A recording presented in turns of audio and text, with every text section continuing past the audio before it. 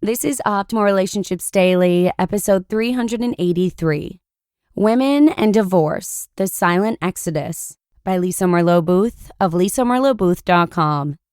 Ciao! I'm Joss Marie, and I hope your day is off to a great start and hopefully about to get even better after hearing the post I have for you today.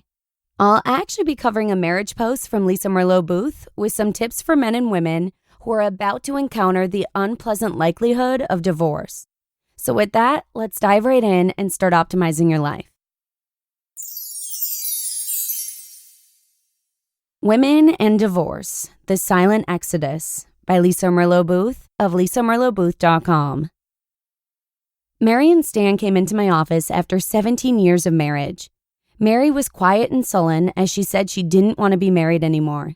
Stan was shell-shocked. He was certain Mary was going through a midlife crisis. Mary was clear she had been feeling this way for years, but hadn't wanted to hurt him. Mary is one of many women who have come into my office over the years, clear that they no longer wanted to be married. In almost every case, the men were shocked. In some cases, the women had been telling the men for years they were unhappy, but the men were not listening. In other cases, the women said very little and thought the men should just know. In all cases, the women left the marriage long before they actually walked out.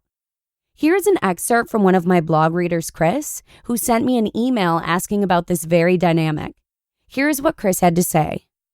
Quote, "About 6 months after my father died, my wife came to me and said she didn't like me this way and wasn't sure if she loved me anymore. It wasn't long afterwards that she left. I had returned from a week-long business trip and she didn't even come to pick me up at the airport. She had moved out. The reason I tell you this whole story is that I'm not the only man who has had this happen, especially recently. In fact, it is happening to men right now like a plague. I have a couple of friends and acquaintances that have had this happen to them recently as well. The question I have is, why are women leaving men for independence, freedom, romance, and passion when these men are supportive, healthy, kind, and loving people?" End quote. In my experience, Chris is correct that women are leaving. The divorce rate, as many of you know, is 50% for first-time marriages. What many people don't know, however, is that 75% of those divorces are initiated by women. Where Chris is not totally correct is that the women are leaving supportive, healthy, kind, loving people. In some cases, this is absolutely true, and in some cases, it is not. In the cases where the women have been speaking up, many of the husbands have chosen not to listen. The women have repeatedly told the men they don't like the way they are being treated and have frequently asked their husbands to change. The men have either outright denied poor treatment, justified it, minimized it, or just blew off their wives' complaints. The men didn't think that their wives would do anything since they hadn't before, so they continued doing what they'd always done. Imagine their surprise, however, when all of a sudden their wives chose to leave the marriage. In other cases, the women have been miserable for years but said little or nothing. Some believe that if they were nicer, kinder, or whatever, their marriage would be better. Others believe that they should just learn to love him anyway and not create any conflict. So the women suffered in silence until they just couldn't do it anymore.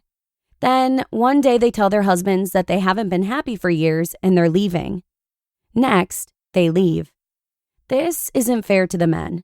Men are not responsible for reading our minds. Suddenly walking out on a marriage is a horrible dynamic to pass on to our children and incredibly painful for our husbands. Walking out also deprives women of the possibility of creating great, loving relationships with their husbands. So, what should men and women do about this? The first thing we all need to do is stay on our side.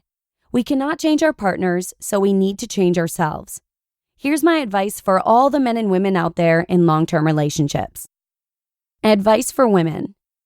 Speak up, speak up, speak up. If you do speak up and he doesn't listen, then ramp it up. Set limits. For example, if he flirts with your friends at restaurants and tells you he won't stop, then refuse to go to parties or restaurants with him. If that doesn't change anything, then move out of the bedroom until he stops the flirting and agrees to get into counseling. The bottom line is you need to let him know with your words and actions that you are unhappy and you need to see change. If he doesn't change, be clear that your relationship is in jeopardy. Do not make empty threats. If you say it, you must follow through. Otherwise, don't say it. Do not give mixed messages. Too often, we tell our partners one thing, yet water down our message by muddying the waters. For instance, I don't like it when you drink. Hey, you want to have a drink? Be clear and don't backpedal. This is confusing and crazy making. Advice for men. Listen, listen, listen. If your wife tells you she's unhappy, she's unhappy. Listen to her. Men have this crazy tendency to minimize, rationalize, and defend their behaviors, and it's killing relationships. Stop it. Trust that she knows what she's talking about and stop being so hard-headed. If you want your wife to stick around, then you need to treat her cherishingly. Do not take your wives for granted. Just because she's not saying anything today doesn't mean she'll be there tomorrow. Here are the most common complaints I hear from women about the men in their lives. If any of these sounds familiar, I suggest you deal with it now. If you don't, your wife may not be there later. Anger issues or rage, flirting, poor boundaries, don't talk or share very much, the busy bug, always focused on tasks, not people, untreated depression, passive-aggressive, make empty promises that you don't keep, never home, always working. When you are home, you're still working. Don't help with the kids or the house. Controlling or possessive. Challenge. Women, if you're thinking of leaving, speak up. Great relationships have been formed because partners have the courage to be honest about what's not working. Men, if your loved ones speak up, then you need to listen. Be a partner, not a boss or father figure. Step in and connect rather than shutting down. It's no fun to be in a relationship with someone who never talks. We can do that by ourselves.